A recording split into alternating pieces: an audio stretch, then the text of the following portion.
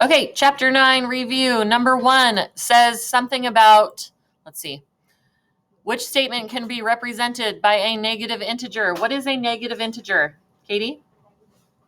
A negative whole number, yeah. So the options are: a temperature rises 15 degrees, a hot air balloon ascends 450 yards, you earn $50 completing chores, and a submarine submerges 260 feet. What do we think? Layla? D. Why D? Because when a submarine submerges, it goes below sea level, so that means that it would be going down maybe 260 feet. Perfect. We have some folks not listening. Eben, I'm not sure what's happening, but the mouse needs to be put away now. Is it not plugged into your own computer? Okay, so you don't need it for yours, so I want you to put it away. London? It says 5880. What? The number for the. Oh, so you're saying more eights? Yeah. Oh, okay. All right, so the answer was D. By the way, the word ascends. Anyone know what that means? Eben? It rises, yeah. What is the opposite of ascends? Descends. So if it had said a hot air balloon descends, then would it be a negative integer? Yes. Okay. All right, number 2. There's not a ton of room for this one. Whoops, I probably should have done it over here. Okay, the volume of a prism is 5,880 cubic inches, and we are trying to solve for H. So how do you find the volume of something? That's area. Length times width times height. Okay, so what is my length of this chest? 30 times, what's my width? 12 and 1/4. And then what's my height? We don't know, so we're going to say H, and all of that should equal how much? 5,880. Okay, so I can simplify a little bit of this by doing 30 over 1 times, we're going to do around the world, what's 4 times 12? 48 plus 1? 49 over 4, and then times H equals 5,880. Okay, is there any cross canceling that happens? Yes. What can these both be divided by? 2. We get 15 and 2. Okay. All right, so now from here, we're going to do 15 times 49. What's that?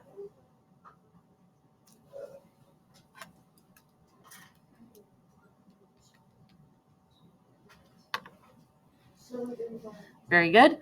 735 over 2, because 1 times 2 is 2.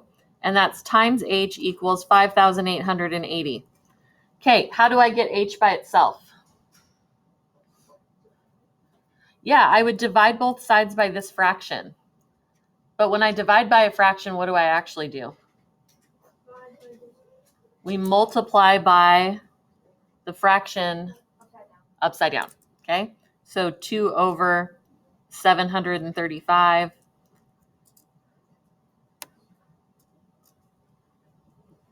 Oh boy.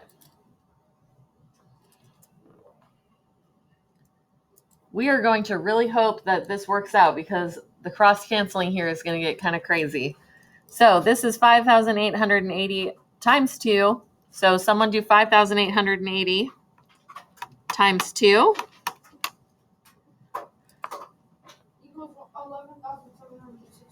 Okay, over, what's 1 times 735? Okay. So let's divide those and really hope we get a whole number.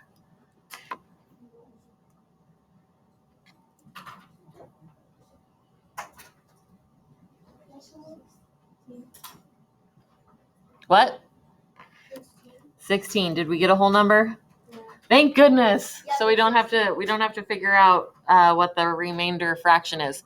So 16 what? Inches.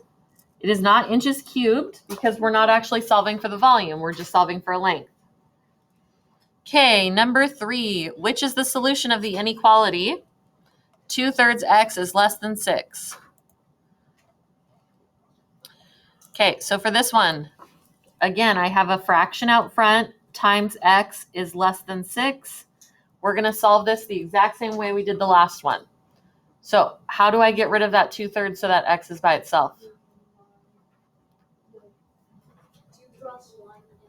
We draw the line down and we rewrite our symbol. Okay, how do I get rid of times a fraction? You divide by the same fraction or multiply by its upside down, which is called its reciprocal. Okay, so 2/3 times, instead of 2/3, it's going to be 3/2, 3 seconds. Yeah. Okay, so we're going to do that on both sides. We will then see that my 2's cancel, my 3's cancel, and I'm left with x is less than 6 times 3/2. Okay, so I'll put 6 over 1. And then what do I do? Check for cross canceling. Is there any? Yes. Okay, where? 6 and 2 can both be divided by 2. And I get what? 3 and 1. What's 3 times 3? What's 1 times 1? Okay, so 9 over 1, which is just, okay, and then which option was that? I.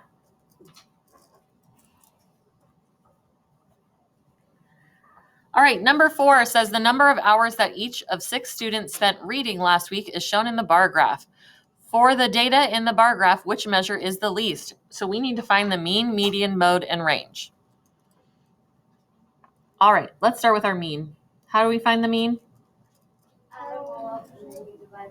Yes, so we're going to add 7 plus 10 plus 12 plus 3 plus 10 plus 6.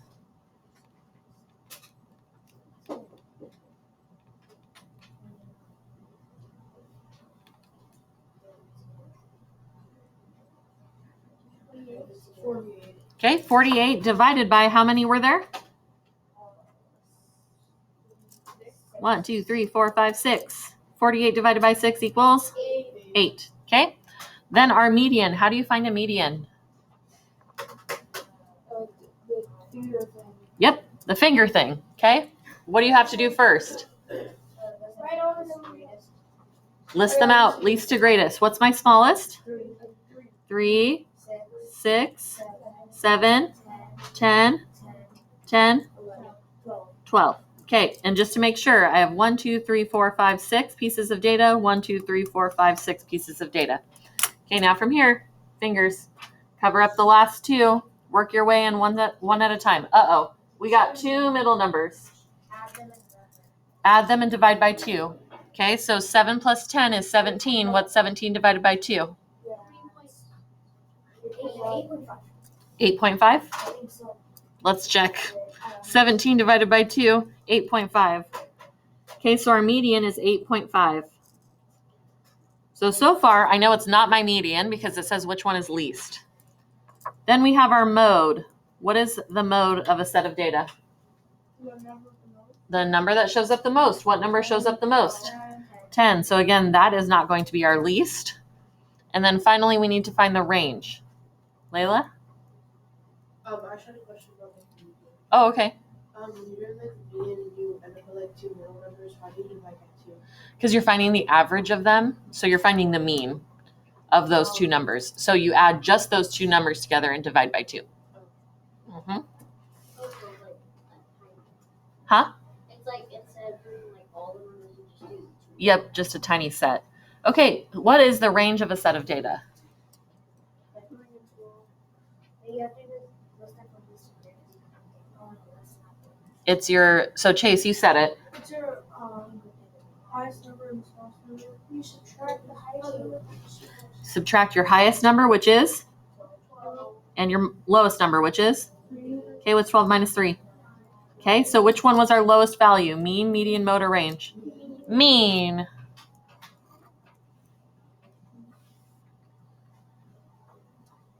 All right, number 5 says which list of numbers is in order from least to greatest? So we're looking at negatives here, so we have to be really careful because this is talking about owing money. So the least number is going to be the biggest negative number. Okay? So looking at F, is negative 5.41 less than negative 3.6? Yes, right? So the ones on the right are the ones we want the most. The ones on the left are the ones we want the least. Okay? Would we rather owe $5 or $3? 3, right? So this is good. Would we rather owe $3.60 or $3.20? Yep. Would we rather owe $3.20 or $3.06? 6 cents. Would we rather owe $3.06 or $1? So is this in order from least to greatest? That's convenient. It's the very first one. But that's how you would check those. Oh, look at this tiny print. Which expression represents the total cost in dollars for A, adult tickets, and C, child tickets? So how much does it cost for an adult to go to Roller Coaster World? $30 per adult, which means $30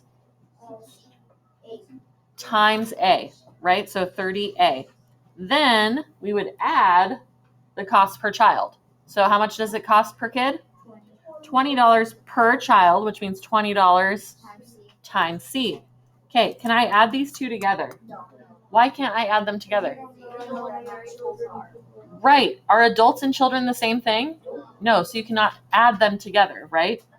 If it said people, so $30 times people, $20 times people, then we could add them because we're just talking about people, but we're talking about two different sets.